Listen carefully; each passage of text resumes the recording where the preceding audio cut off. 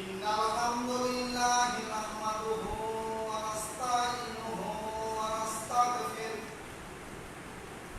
ওয়া নু'মিনু বিহি ওয়া নাতাওয়াক্কালু আলাইহি ওয়া না'উযু বিল্লাহি মিন শুরুরি আনফুসিনা ওয়া মিন সাইয়্যাতি আ'মালিনা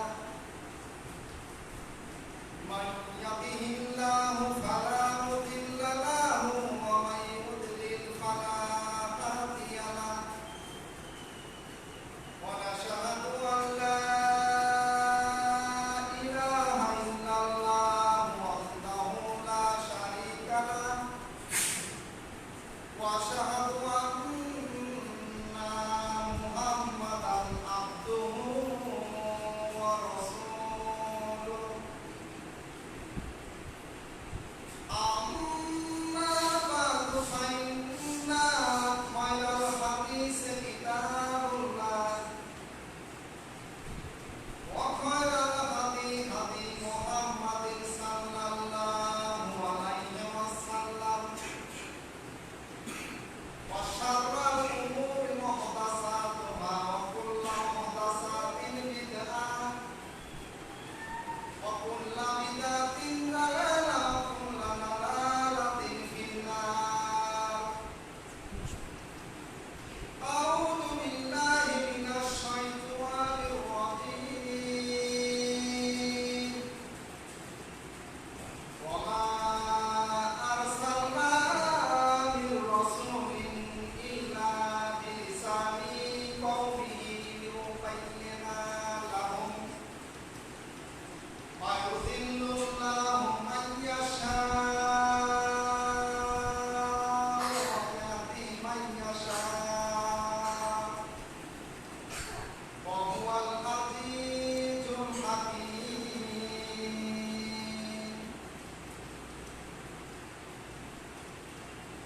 আলহামদুলিল্লাহ সকল প্রশংসা একমাত্র শুধুমাত্র কেবলমাত্র যিনি বিশ্বজাহানের মালিক, আসমান এবং জমিনের মালিক, আসমান এবং জমিনের মধ্যে যা কিছু আছে সবই তার।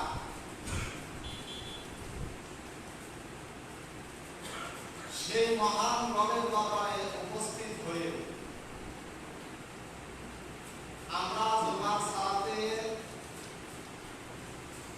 জুমার খুতবা এবং সালাত আদায় করার লক্ষ্যে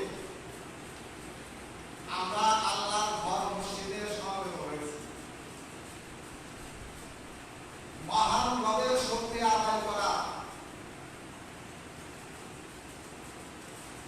যে উদ্দেশ্যে যে নিয়তে আমরা আল্লাহ সুবহানাহু ওয়া তাআলার গৃহে প্রবেশ করেছি, সেই নিয়ত যেন আল্লাহ সুবহানাহু ওয়া তাআলা আমাদের কবুল করেন। সেই মহান রবের দরবারে শুকরিয়া আদায় করি। আলহামদুলিল্লাহ।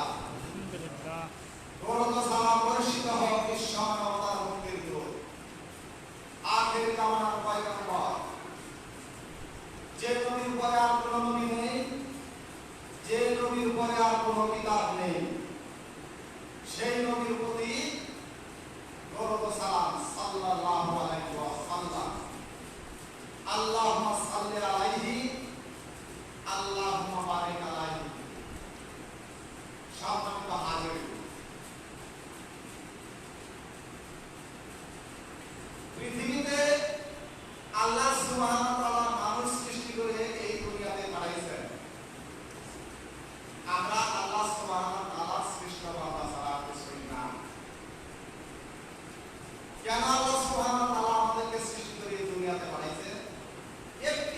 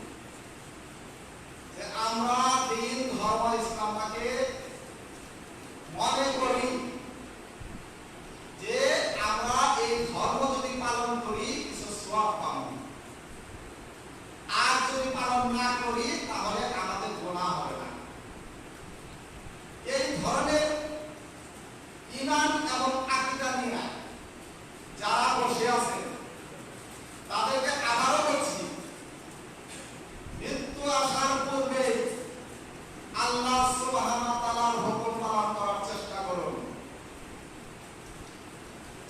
নচেত আপনার জীবন পরকালীন জীবন অত্যন্ত ভয়াবহ।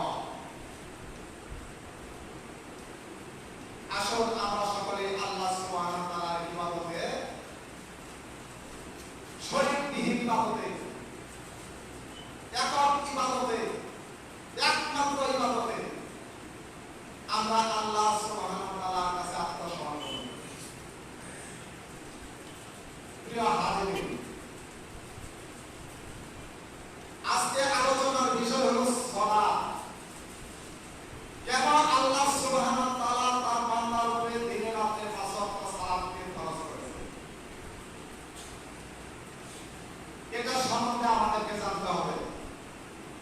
আর এই সালাত সম্বন্ধে আপনাদেরকে আমি পবিত্র মহাগ্রন্থ আল কোরআন থেকে সূরা আল ১ নম্বর দিয়ে কথা বলার চেষ্টা করব ইনশাআল্লাহ। সালাত আদায় করলে কি হবে, সালাত আদায় না করলে কি হবে, সালাত আদায় করলাম রাসূল সাল্লাল্লাহু আলাইহি ওয়াসাল্লামের পদ্ধতিতে করলাম না তাইলে কি হবে। আসুন আমরা কোরআনুল কারীম থেকে আমরা কিছু বিষয় সালাত সম্বন্ধে জানার চেষ্টা করি।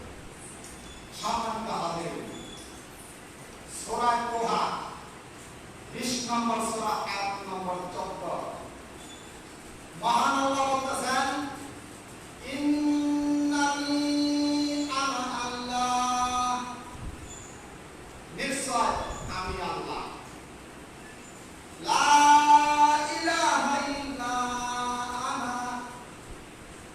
আমি ছাড়া তোমাদের সত্য কোনো ইলাহ নাই, ফাবুদনি, আমারই ইবাদত করো, ওয়া আকিমুস সালাতা লিযিকরি,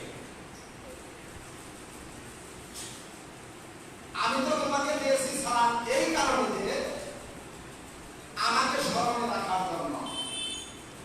আল্লাহ সুবহানাহু ওয়া তাআলা তার বান্দাকে সালাত দিয়েছে আল্লাহ সুবহানাহু ওয়া তাআলাকে স্মরণে রাখার জন্য। তাহলে আমাদেরকে আল্লাহ সুবহানাহু ওয়া তাআলার স্মরণের মধ্যে আমাদেরকে ইবাদত করতে হবে। এর জন্য আল্লাহ সুবহানাহু ওয়া তাআলা বলেন, ইন্নানি আনা আল্লাহ, লা ইলাহা ইল্লা আনা ফা'বুদুন ওয়া আকিমুস সালাতা লিযিকরি, আমি আল্লাহ, আমি ছাড়া তোমাদের সত্য কোনো প্রকৃত কোনো ইলাহ নাই, ইবাদত করো, আমার স্মরণে সালাত প্রতিষ্ঠা করো। সালাত প্রতিষ্ঠা করতে গেলে কি করতে হবে, সালাত প্রতিষ্ঠা করতে গেলে আপনাকে কিছু দিক নির্দেশনা মানতে হবে। কিভাবে দিক নির্দেশনা মানবেন? সালাত পদ্ধতিগত আপনাকে রাসূল সাল্লাল্লাহু আলাইহি ওয়াসাল্লামের সালাত আদায় করতে হবে। রাসূল সাল্লাল্লাহু আলাইহি ওয়াসাল্লামের সালাতের পদ্ধতি কি? বুখারী 631 নম্বর হাদিস, রাসূল সাল্লাল্লাহু আলাইহি ওয়াসাল্লাম বললেন, সাল্লু কামা রাআইতুমুনি উসাল্লি, তোমরা সেইভাবে সালাত আদায় করো যেভাবে তোমরা আমাকে দেখেছ। তোমরা সেইভাবে সালাত আদায় করো যেভাবে তোমরা আমাকে সালাত আদায় করতে দেখেছ। সালাত হলো আল্লাহর হুকুম, আর রাসূল সাল্লাল্লাহু আলাইহি ওয়াসাল্লামের কর্ম পদ্ধতিতে আমাদেরকে সালাত আদায় করতে হবে। সালাত এমন একটা ইবাদত, মুয়াজ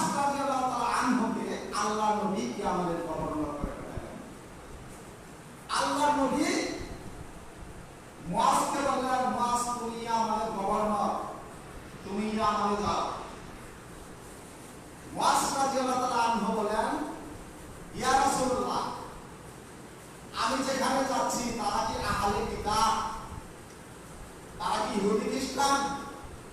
আল্লাহ রাসূল সাল্লাল্লাহু আলাইহি ওয়াসাল্লাম বলেন, হ্যাঁ তারা আহলে কিতাব, তারা ইহুদি খ্রিস্টান।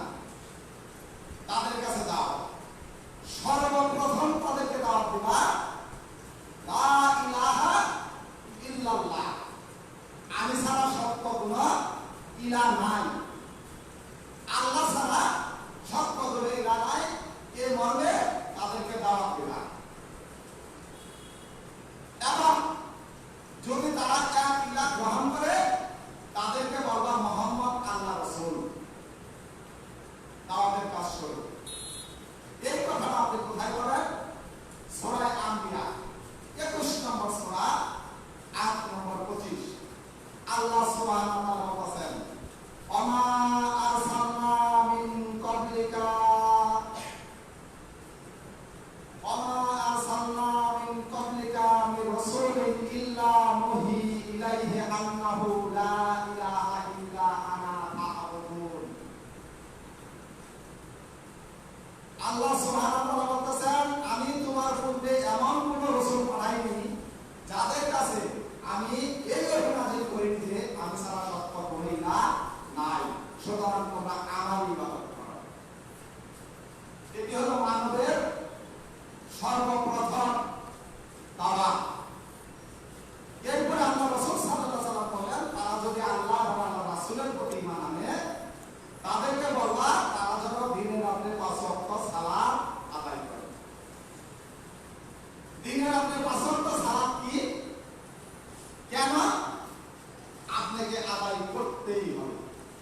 যতক্ষণ পর্যন্ত আপনি এই জমিনে আপনি চিন্তাছেন আমার নাম আব্দুর রহমান, যদি বিছানায় থাকেন, হাসপাতালে থাকেন, মৃত্যু সজ্জায় থাকেন, 2 করাত রানিং চলতেছে, এমন অবস্থায় আপনি জীবিত আছেন, আল্লাহ সুবহানাহু ওয়া তাআলার জমিনে আপনি জীবিত আছেন, 1 মিনিট পরে আপনার মৃত্যু হবে।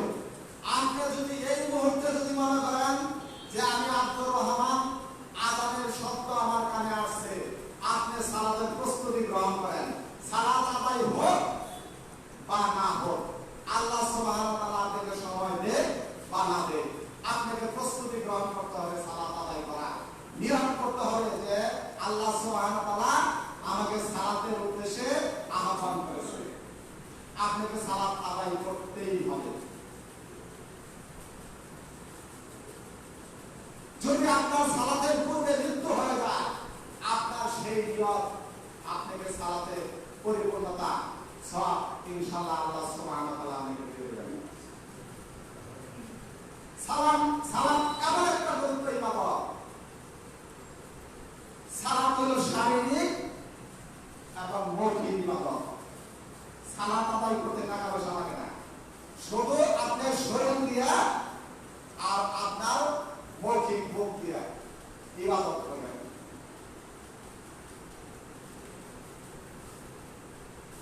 যারা সালাত আদায় করে রাসূল সাল্লাল্লাহু আলাইহি ওয়াসাল্লামের কর্ম পদ্ধতিতে করে না,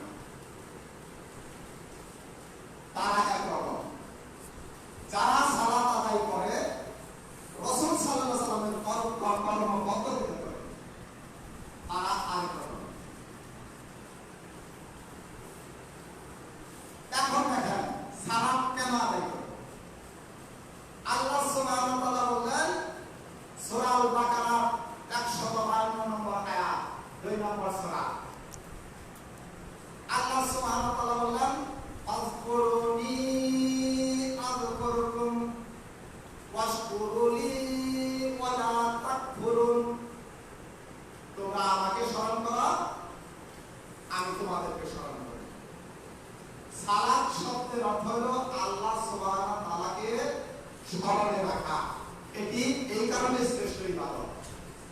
আপনার যত ইবাদত পৃথিবীতে আছে, কোন ইবাদতই আপনার পার্মানেন্ট ভাবে দৈনন্দিন নাই। একমাত্র সালাত আপনাকে দিনের আপনি 5 ওয়াক্ত আল্লাহ সুবহানাহু ওয়া তাআলা আপনার উপরে এটিকে ফরজ করেছেন। জাকাত দেবেন বছরে একবার, রোজা রাখবেন, রমজান সিয়াম সাধন করবেন বছরে একবার, আর আপনার জীবন দশায় একবার হজ। আর সালাত এমন একটা ইবাদত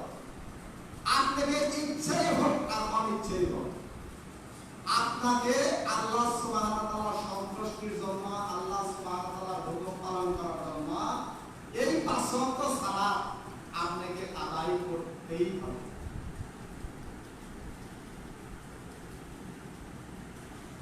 হানাফি মাযহাবের মতে কোন ব্যক্তি যদি 1 ওয়াক্ত সালাত কাজা করে, আমি জানি না এটা হাদিস না আসা নাকি, তবে তাদের গ্রন্থে আছে। হানাফি মাযহাবের বড় বড় পণ্ডিতেরা এই কথাটা উল্লেখ করেছেন, যদি কোন ব্যক্তি 1 ওয়াক্ত ফরজ সালাত কাজা করে তাকে 1 ঘন্টা জাহান্নামে থাকতে হবে। 1 ঘন্টা হলো 2,88,00,000 বছর। সালাত পরেও তাকে 2,88,00,000 বছর জাহান্নামে থাকতে হবে।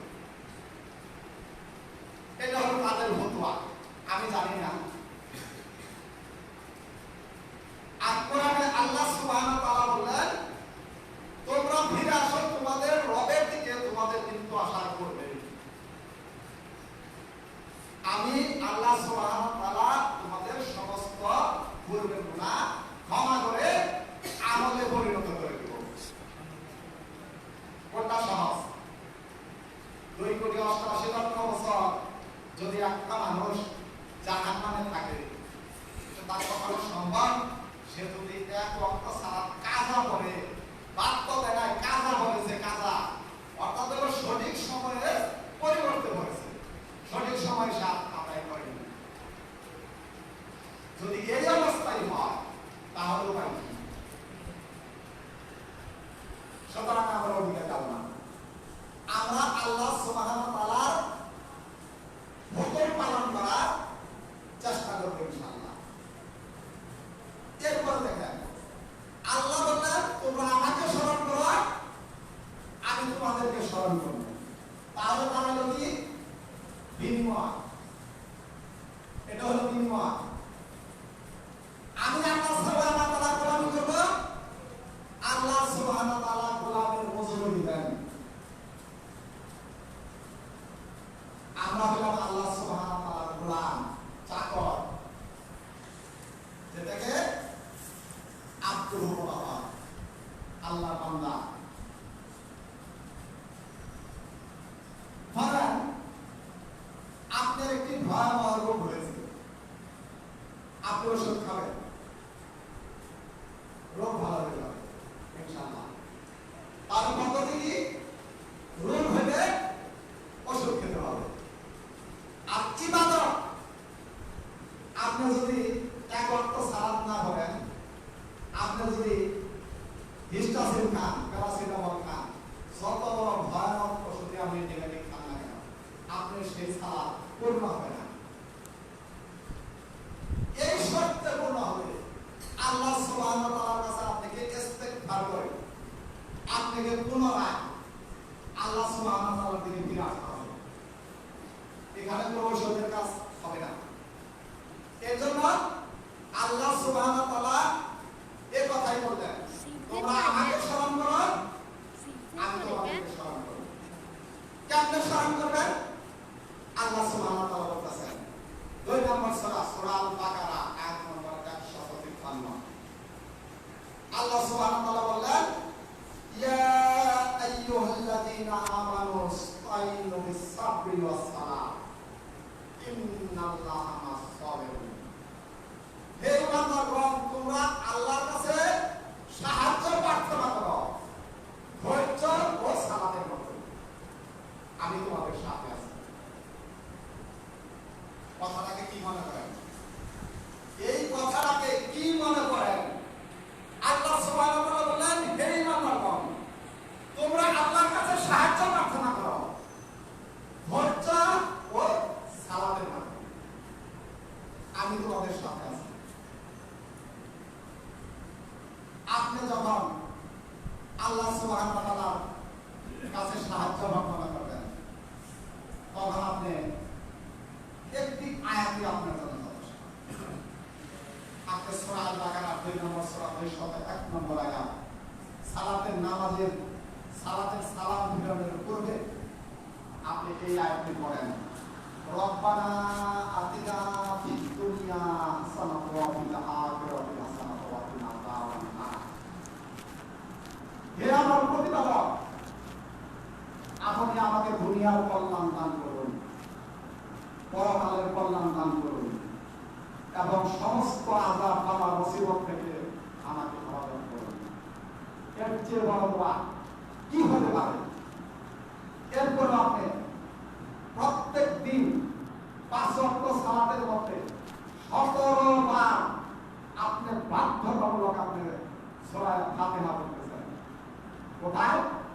সূরা হিজর 15 নম্বর সূরা আয়াত নম্বর 87। আল্লাহ সুবহানাহু ওয়া তাআলা বললেন, আমি তো তোমাকে দিয়েছি 7টি আয়াত যা বারংবার পাঠ করে থাকো এবং আমি তোমাকে দিয়েছি মহাকুরআন। একটিবার চিন্তা ভাবনা করে দেখেন তো, সালাতের মধ্যে যে আপনি সূরা ফাতিহা পড়েন, আলহামদুলিল্লাহি রাব্বিল আলামিন, সকল প্রশংসা একমাত্র শুধুমাত্র কেবলমাত্র কার? আল্লাহ সুবহানাহু ওয়া তাআলা। আর রহমান রহিম, আল্লাহ পরম করুণাময় এবং দয়ালু। আল্লাহ যে পরম করুণাময় এবং দয়ালু, আপনার বিশ্বাস হয় না, আপনার মনে হয় না, আপনার অন্তরটা এক মুড়া মুখটাও দাঁড়ানো না। আপনি মনে করেন যে আল্লাহ সুবহানাহু ওয়া তাআলা এই জায়গাতে আপনি মনে হয় আপনি আছেন। আল্লাহ সুবহানাহু ওয়া তাআলা বলেন আর রহমানুর রহিম, আল্লাহ পরম করুণাময় এবং দয়ালু। মালিক ইয়াউমিদ্দিন, আল্লাহ প্রতিদান দিবসের মালিক। ইয়াকা না'বুদু ওয়া ইয়াকা নাস্তাঈন, কেবলমাত্র একমাত্র শুধুমাত্র আপনার ইবাদত করি, আপনার কাছে সাহায্য প্রার্থনা করি। ইহদিনাস সিরাতাল মুস্তাকিম। দুনিয়াতে আমার প্রতিপালক যদি আমাকে সহজ সরল পথ না দেখায়, কারো কোনো ক্ষমতা নাই সেই পথ দেখানো। কেন সালাত আদায় করবেন? আপনি যে সালাত শেষ করার পরে আপনি যে আয়াতটা বললেন, রব্বি জাআলনি মুকিমাস সালাতি ওয়া মিন যুররিয়াতি রব্বানা ওয়া তাকাব্বাল দুআ। হে আমার প্রতিপালক, আপনি আমাকে সালাত আদায়কারী বানিয়ে দিন, আমার পরিবারকে সালাত আদায়কারী বানিয়ে দিন, আমার সন্তানদেরকে সালাত আদায়কারী বানিয়ে দিন, আমার মুসলিম ভাইদেরকে সালাত আদায়কারী বানিয়ে দিন। যারা ঈমান আনে নাই, মুসলমান হয় নাই, আল্লাহ সুবহানাহু ওয়া তাআলার কাছে আপনি প্রার্থনা করেন তারা যেন আল্লাহ সুবহানাহু ওয়া তাআলার প্রতি ঈমান এনে তারা আমাদের মতো সালাত আদায় করতে পারে। আমরা তো শিখেছি শুধু কটাক্ষ করা। সালাত এমন একটা ইবাদত যে ইবাদতের মধ্য দিয়ে আপনার সমস্ত কিছু আল্লাহ সুবহানাহু ওয়া তাআলার কাছে চাওয়া এবং পাওয়ার মাধ্যম। আল্লাহ সুবহানাহু ওয়া তাআলা বলেন সূরা আল-আরাফ, হে নবী তাদেরকে বলুন, তারা যখন আমাকে ডাকে আমি তাদের ডাকে সাড়া দেই এবং তাদের ডাকের জবাব দেই। আল্লাহ সুবহানাহু ওয়া তাআলাকে আমরা যখন সালাতের মধ্যে ডাকি, আল্লাহ সুবহানাহু ওয়া তাআলা আমাদের ডাকে সাড়া দেন। এর জন্য সালাত আমরা 5 ওয়াক্ত সালাত আদায় করি। কেন করি? এটা আমাদের প্রয়োজন, আমাদের ভুল ত্রুটি থাকতে পারে, আমাদের সুবিধা অসুবিধা থাকতে পারে, আমরা অসুস্থ থাকতে পারি, আমরা অর্থনৈতিকভাবে দরিদ্র থাকতে পারি, আমাদের বিপদ আপদ বালা মুসিবত থাকতে পারে, পারে না? এই জন্য আল্লাহ সুবহানাহু ওয়া তাআলাকে আমাদেরকে ডাকতে হবে। এই কথাই আল্লাহ সুবহানাহু ওয়া তাআলা বলেন, ইয়া আইয়ুহাল্লাযীনা আমানু ইসতাঈনু বিস-সাবরি ওয়াস-সালাহ ইন্নাল্লাহা মা'আস-সাবিরিন। হে ঈমানদারগণ, তোমরা আল্লাহর কাছে সাহায্য প্রার্থনা করো, ধৈর্য ও সালাতের মধ্যে আমি তোমাদের সাথে আছি। একবার দেখে দেখেন তো আল্লাহ সুবহানাহু ওয়া তাআলা আপনার ডাকে সাড়া দেয় কিনা। টাকার কত ডাকতে হবে, একবার ডাকেই মনে করলেন যে এত ডাকলাম আল্লাহ তো আমার ডাকে সাড়া দিল না।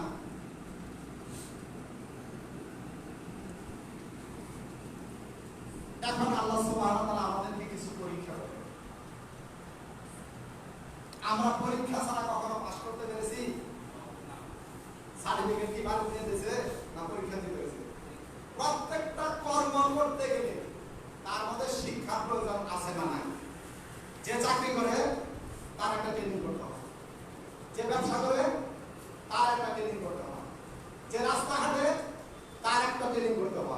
যে গাড়ি চালায় তার একটা ট্রেনিং করতে হয়। তা আল্লাহ সুবহানাহু ওয়া তাআলা আমাদেরকে প্রশিক্ষণ দেওয়ার সময় পরীক্ষা করবো না।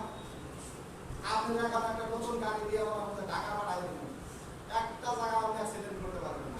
আপনি প্রত্যেকটা কদমে কদমে অ্যাক্সিডেন্ট করবেন যদি আপনার জানা না থাকে।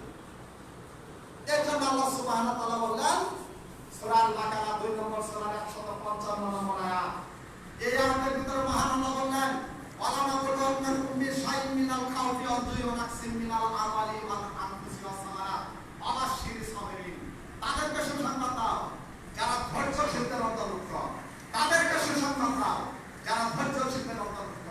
তাদেরকে আমি পরীক্ষা করব জান ও মালের ক্ষয়ক্ষতি দিয়ে, বালা মুসিবত দিয়ে।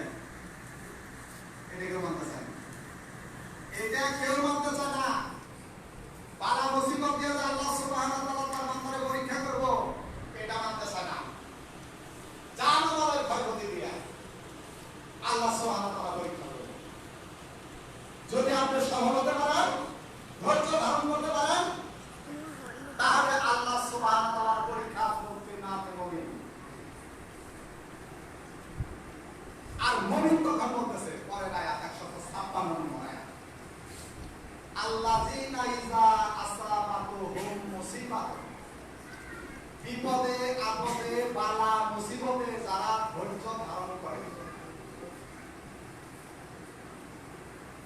ক্বালু, হে আমার প্রতিপালক, ইন্না লিল্লাহি ওয়া ইন্না ইলাইহি রাজিউন।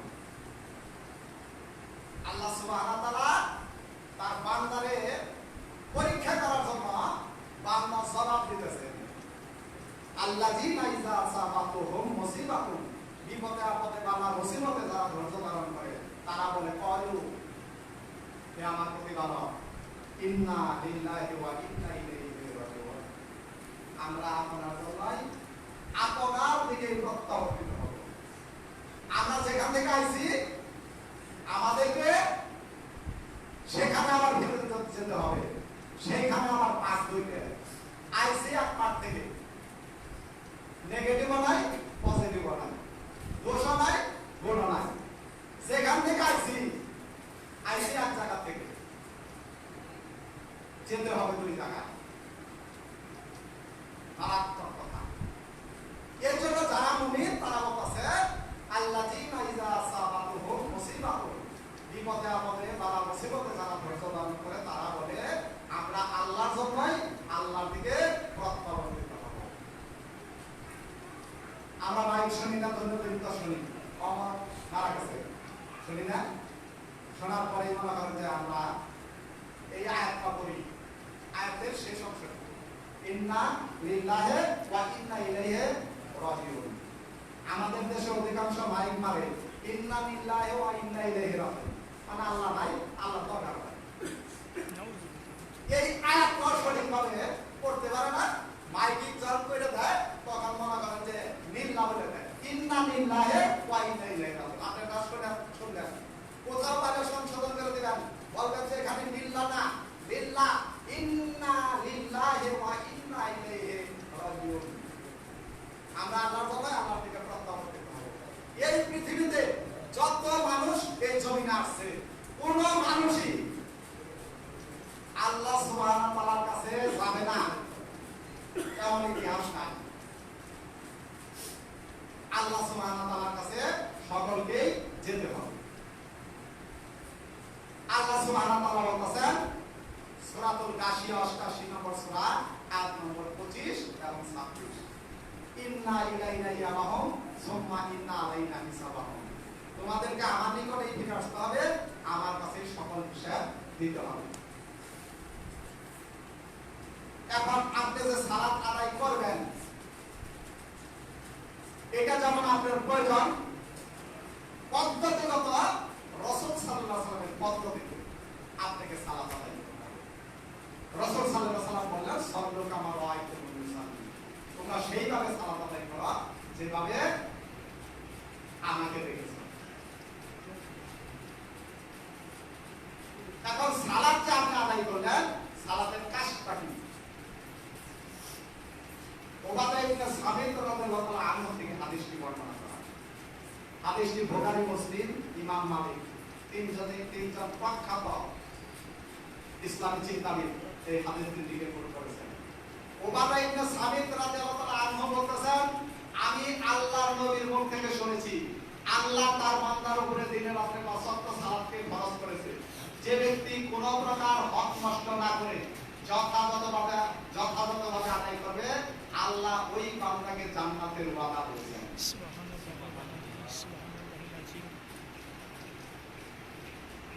আবার আল্লাহ সুবহানাহু ওয়া তাআলা এই কথা বলেছেন, খায়রুল লিল মুসাল্লিন, ওই সকল সালাতের ব্যাপারে সালাত আদায় করেও জান্নাতে যাবে, আবার সালাত না আদায় করে জান্নাতে যাবে এমন রেজুলেশন নাই। সালাত কেন আদায় করলেন? ওই যে সালাতের হকের কথা যে বর্ণনা করা আছে, এই হক আবার দুই প্রকার। একটা হক হলো আপনি ওয়াক্ত মোতাবেক সালাত আদায় করবেন, এটি আল্লাহ সুবহানাহু ওয়া তাআলা বলতেছেন ওয়াক্ত মোতাবেক সালাত আদায় করা মুমিনদের জন্য ফরজ। সঠিক সময় যখন আল্লাহ সুবহানাহু ওয়া তাআলা হুকুম পালন করলেন, তখন আল্লাহ তার বান্দার উপরে সন্তুষ্ট হলেন, এটি হলো একটা হক। এরপরে আপনি রাসূল সাল্লাল্লাহু আলাইহি ওয়াসাল্লামের কর্ম পদ্ধতিতে সালাত আদায় করবেন। রাসূল সাল্লাল্লাহু আলাইহি ওয়াসাল্লাম যেভাবে সালাত আদায় করেছে ওইভাবে আপনি সালাত আদায় করবেন, এটি হলো আরেকটি হক। এরপরের হকটা আমাদের মধ্যে খুবই জটিল। এই হক ইমাম আহমদ বিন হাম্বল এই আয়াতের ব্যাখ্যা করেছেন। যে পণ্ডিত ছিলেন 12 লক্ষ হাদিসের হাফেজ, আর শয়তান তাকে এই কোরআন মাখলুক বলে আখ্যায়িত করার জন্য তাকে এমন রিমান্ড দিয়েছিলেন, সে যদি মারা যেত ওই রিমান্ডে, তাহলে পৃথিবীতে আজকে মুসলমানের সংখ্যা এত থাকতো না। শয়তান ইমাম আহমদ বিন হাম্বলকে বলেছিল কোরআন মাখলুক। ইমাম আহমদ বিন হাম্বল বলেছিল যে না, কোরআন আল্লাহ সুবহানাহু ওয়া তাআলার কথা, নবী মুহাম্মদ সাল্লাল্লাহু আলাইহি ওয়াসাল্লামের উপরে ওহী, আর এটাই কিতাব আকারে লিপিবদ্ধ, এটি মাখলুক না, আর সমস্ত কিছু মাখলুক। আল্লাহর কথা কোনোদিন মাখলুক হতে পারে না, তাহলে আল্লাহ নিজেই মাখলুক হতে পারে। তাহলে সালাতের হক কি? দয়া করে চূড়ান্ত ভাবে এটি বোঝার চেষ্টা করুন। আল্লাহ সুবহানাহু ওয়া তাআলা বলতেছেন 29 নম্বর সূরা সূরা আনকাবুত আয়াত নম্বর 45। শুধু আমি বাংলাটা বলে যাচ্ছি, কম। আল্লাহ সুবহানাহু ওয়া তাআলা বলতেছেন নিশ্চয় সালাত সমস্ত অশ্লীল বেহায়াপনা মন্দ কাজ থেকে বিরত রাখবে, এটি হলো সালাতের হক। আপনি যে সালাত আদায় করলেন অথচ আপনি মন্দ কাজ, খারাপ কাজ, বেহায়াপনা এর থেকে বিরত থাকতে পারবেন না। আহমদ বিন হাম্বল রাহিমাহুল্লাহ উনি বলেছেন, যে ব্যক্তি সালাত আদায় করার পরেও এই সকল বিষয় থেকে বিরত থাকতে পারলো না, তার সালাত হয় না। এগুলো সালাতের চূড়ান্ত হক। একটা হলো শারীরিক ভাবে আপনি রাসূল সাল্লাল্লাহু আলাইহি ওয়াসাল্লামের কর্ম পদ্ধতিতে সালাত আদায় করেন। আরেকটি হলো ওয়াক্ত মোতাবেক সালাত আদায় করার চেষ্টা করবেন। যদি কোনো ওজর না থাকে, আপনি যদি গাড়িতে থাকেন আপনার জন্য ওজর আছে, বিমানে থাকেন ওজর আছে, হাসপাতালে থাকেন ওজর আছে, সফরে থাকেন ওজর আছে, মুসাফির থাকেন ওজর আছে। ভোটিং থাকা অবস্থা আপনি এই মসজিদের আশপাশে বসে থেকে বাদাম ঢোকাবেন আর বড় বড় পত্রিকা দেখবেন আর গল্প করবেন, দাড়ি টুপি মাথার দিয়ে, এরপরে আপনি বলবেন আমার মাথার ব্যথা, তোর মাথার ব্যথা কালকে আমাদের মাথানে আরো এমন ভাবে বাড়াই দেবো তোর চিৎকার জমিনের মানুষ শুনতে পারবে। আবার ভাবেন যে চিৎকার জমিনের মানুষ শোনে কেমন? রাসূল সাল্লাল্লাহু আলাইহি ওয়াসাল্লামের আমাদের বর্ণিত হাদিস আছে, কবরের রাজা আল্লাহ রাসূল সাল্লাল্লাহু আলাইহি ওয়াসাল্লাম দেখতে পেয়েছেন, শুনতে পেয়েছেন। সুতরাং আমরা সালাত আদায় করব আল্লাহ সুবহানাহু ওয়া তাআলার সন্তুষ্টি সন্তুষ্টির জন্য একনিষ্ঠ আল্লাহ সুবহানাহু ওয়া তাআলার ইবাদত করব। এই কথা আল্লাহ সুবহানাহু ওয়া তাআলা সূরা নাহল 16 নম্বর সূরা আয়াত নম্বর 36 আল্লাহ সুবহানাহু ওয়া তাআলা জানাই দিলেন, ওয়ালা কদ বাসনা ফি কুল্লি উম্মাতিন রাসূলান আন ইয়াবুদুল্লাহ ওয়াস্তানিবুত তাগুত। আমি প্রত্যেকটা সম্প্রদায়ের কাছে একজন রাসূল পাঠাইছি এই মর্মে যে তোমরা কেবল আমারই ইবাদত করো, তাগুত প্রত্যাখ্যান করো, বর্জন করো। আপনার প্রত্যেকটা ইবাদতের সাথে শয়তান জড়িত থাকবে। আপনাকে অবশ্যই শয়তানের মোকাবেলা করতে হবে, শয়তানকে প্রতিহত করতে হবে। এখন আপনি তো ছোট ছোট শয়তান ফুটিয়ে দিয়ে হলে দিতেছেন, বড় শয়তান তো আপনি ফুটিয়ে হলে দিতে পারতেছেন না। এটা হলো আপনার মনের দুর্বলতা। মুখ দিয়ে অনেক কিছু বলা যায়, অন্তর দিয়ে বলা যায় না।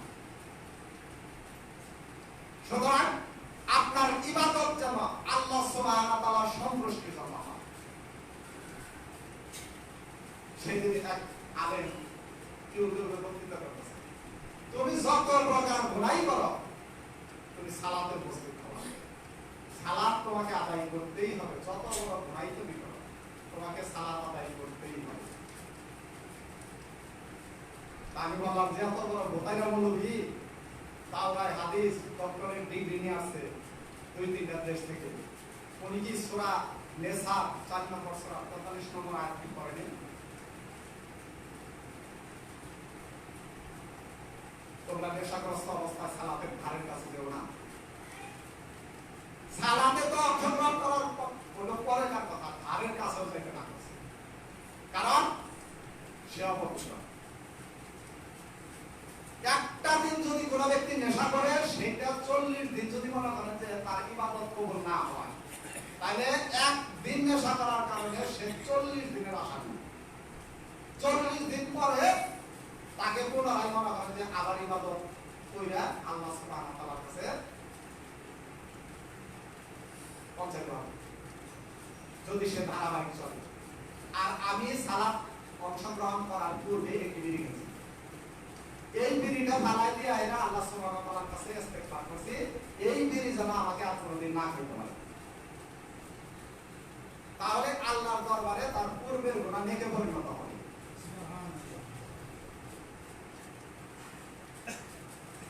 আসুন আমরা সকলেই আল্লাহ সুবহানাহু ওয়া তাআলার সৃষ্ট বান্দা হওয়ার চেষ্টা করি। ইনশাআল্লাহ আল্লাহ সুবহানাহু ওয়া তাআলা সৃষ্টি আমাদেরকে সৃষ্টি করে এই দুনিয়াতে পাঠাইছে একটি মাত্র কারণে, আমরা আল্লাহ সুবহানাহু ওয়া তাআলার হুকুম পালন করার চেষ্টা করি। যদি হুকুম না পালন করি, আল্লাহ সুবহানাহু ওয়া তাআলা দুটি অপশন, দুটি আয়াত বলে শেষ করে দেব ইনশাআল্লাহ। সেটি কি? সূরা ফুরকান, ভালো করে খেয়াল করেন, 25 নম্বর সূরা আয়াত নম্বর 30। আকালা রাসূল ইয়া রাব্বি ইন্না কওমি তাখাদু হাযাল কুরআনা মাহজুরা। সেদিন রাসূল বলবে, হে আমার রব, আমার সম্প্রদায়, আমার উম্মত, আমার কওম আপনার দেওয়া এই বিধানকে, এই কোরআনকে পরিত্যক্ত বস্তুতে পরিণত করেছে। আপনি যদি আল্লাহর হুকুম পালন করেন, তাহলে আল্লাহর কোরআন মানা হয়ে গেল। আল্লাহ সুবহানাহু ওয়া তাআলা রাসূল সাল্লাল্লাহু আলাইহি ওয়াসাল্লামের এই দরখাস্ত তার উম্মতের বিরুদ্ধে কেস করলো, কেসটা গ্রহণ করলো। কোথায় গ্রহণ করলো দেখেন, বনি ইসরাঈল 17 নম্বর সূরা আয়াত নম্বর 14। আল্লাহ সুবহানাহু ওয়া তাআলা বলেন, ইকরা পড়ো কিতাবা, পড়ো তোমার কিতাব, আমলনামা, কাফা বিনাফসিকা ইয়াউমা আলাইকা হাসিবা। আজ তোমার হিসাব নিকাশের জন্য তুমি যথেষ্ট। পড়ো তোমার আমলনামা, ইকরা কিতাবা কাফা বিনাফসিকা ইয়াউমা আলাইকা হাসিবা। রাসূলের মামলা খাওয়ার সাথে সাথে আল্লাহ সুবহানাহু ওয়া তাআলা দরখাস্ত, মামলা সাবমিট করলেন। সেদিনকার বিচারক স্বয়ং আল্লাহ সুবহানাহু ওয়া তাআলা নিজে। আল্লাহ সুবহানাহু ওয়া তাআলা বলবেন, পাঠ করো তোমার আমলনামা। আজ তোমার হিসাব নিকাশের জন্য তুমি যথেষ্ট। আমার সালাত কেমন হয়েছে, আমার ইবাদত কেমন হয়েছে, আমার এই দুনিয়াবী জীবনে আল্লাহ সুবহানাহু ওয়া তাআলা আমাকে 60 বছর জিন্দেগি দিয়েছিল, 70 বছর দিয়েছিল, এর মধ্যে আমার ইবাদত কোন পদ্ধতিতে হয়েছে, কার জন্য হয়েছে, আল্লাহ সুবহানাহু ওয়া তাআলা সেটি প্রশ্ন করবেন। সুতরাং আসুন আমরা সকলেই আল্লাহ সুবহানাহু ওয়া তাআলার বান্দা হওয়ার চেষ্টা করি, সঠিক সময়ে সঠিক ইবাদত করার চেষ্টা করি। যদি আমরা তা না করি, আমাদের অনন্ত যার শুরু আছে শেষ নাই। দুনিয়াতে 60 বছরের শুরু আছে, শেষ আছে। পরকালীন জীবনে যার শুরু আছে শেষ নাই। যদি জান্নাতে যায় তাও শেষ নাই, যদি জাহান্নামে যায় তাও শেষ নাই। আসলে আমরা সকলেই অঙ্গীকারবদ্ধ হই, আল্লাহ সুবহানাহু ওয়া তাআলা ছাড়া আমাদের কোনো মাবুদ ইলাহ নাই। একমাত্র আল্লাহ সুবহানাহু ওয়া তাআলা দাস হিসেবে, গোলাম হিসেবে, চাকর হিসেবে এই জমিন থেকে যেন আমরা মৃত্যুবরণ করে আল্লাহ সুবহানাহু ওয়া তাআলা জান্নাত লাভ করতে পারি। সকলে বলি আমিন। প্রত্যেকটা মানুষকে আল্লাহ সুবহানাহু ওয়া তাআলার হুকুম পালন করতে হবে। ইতিপূর্বে আমি বলেছি, খুতবা শুরু করলাম 5 জন মানুষ দিয়ে, আর সালাত শেষ হবে 400 মানুষ দিয়ে। একটু বিবেচনা করে দেখুন তো, আপনার উপরে কি খুতবা ফরজ না? আমি যদি মাছের গল্প করি, তারপর আপনাদেরকে শুনতে হবে, কারণ আল্লাহ সুবহানাহু ওয়া তাআলা বলছেন মিম্বারে দাঁড়িয়ে তোমাকে খুতবার পূর্বে অংশগ্রহণ করতে হবে। বক্তার শ্রোতা যেরকমই হোক না কেন, খুতবা পছন্দ না হলে তুমি ঘুমাও, মাথা নিচে করে ডুব পাও, সমস্যা নেই। খুতবা থেকে শুনতে হবে, খুতবা ফরজ। যে মিথ্যা কথা বলবে তার দায় ভার তার কাঁধের উপরে পড়বে। আল্লাহ সুবহানাহু ওয়া তাআলা বলতেছেন সূরা আল-বাকারা 2 নম্বর সূরা, আয়াত নম্বর 48, আয়াত নম্বর 123, সেই দিন কেউ কারো বোঝা বহন করবে না, কারো পাপের বোঝা কেউ বহন করবে না, কারো আমল থেকে কর্তন হবে না, সেই দিন কারো সুপারিশ কারো জন্য কবুল হবে না। আমারটা আমাকেই পালন করতে হবে। আসুন সকলে মিলে আল্লাহ সুবহানাহু ওয়া তাআলার বিধান পালন করার চেষ্টা করি। বারাকাল্লাহু লানা ফিল কুরআনিল আযীম ওয়া নাফা'ানি ইয়াকুম বিআয়াতি ওয়া যিকরিল হাকীম।